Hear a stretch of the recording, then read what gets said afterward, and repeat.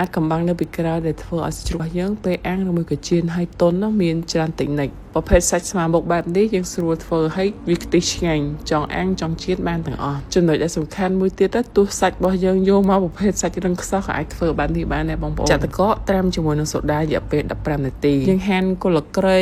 ខ្ញីខ្ទឹមក្រហមខ្ទឹមបារាំងបុកចូលគ្នាឲ្យម៉ត់តែប៉ុណ្ណេះសាច់របស់យើងឈ្ងុយហើយបងប្អូនជ្រូកកន្លះគីឡូយើងប្រើទឹកប្រឡាក់សាច់ខុនកន្លះវែកបាយស្ទើគ្រឿងដែលយើងមិនបុកមិនដឹងពូតយកទឹកវាបានហើយថែមប្រេងឆាបន្តិចច្បល់ប្រឡាក់ផ្អាប់ទុករយៈពេល20នាទីសាច់ជ្រូកយើងត្រាំជាមួយនឹងទឹកកកសូដាបែបនេះ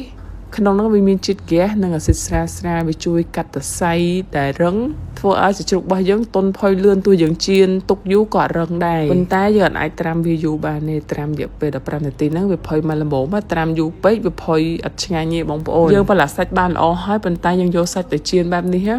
អត់ឆ្ងាញ់ទេបងប្អូនវាហួតជាតិទឹកមកអស់តែយើងយកវាទៅបំពងចឹងក្រៀមអត់ឆ្ងាញ់ទេរឹងតែបើថាយើងចាក់ទាំងទឹកទាំងសាច់ចូលក្នុងខ្ទះម្លិញវាដូចខអញ្ចឹងណាមិនបាច់ប្រើប្រេងជាតិខ្លាញ់ក្នុងសាច់ជ្រូកនោះវាចេញមកឯងហើយធ្វើអញ្ចឹងសាច់របស់យើងទន់នៅលើប្រឡងស្អាតមែនតើទឹកប្រឡាក់សាច់ខុនប្រឡាក់សាច់បានគ្រប់ប្រភេទប្រឡាក់សាច់បាយស្រូបគោឡើងភ្នំយកទៅខ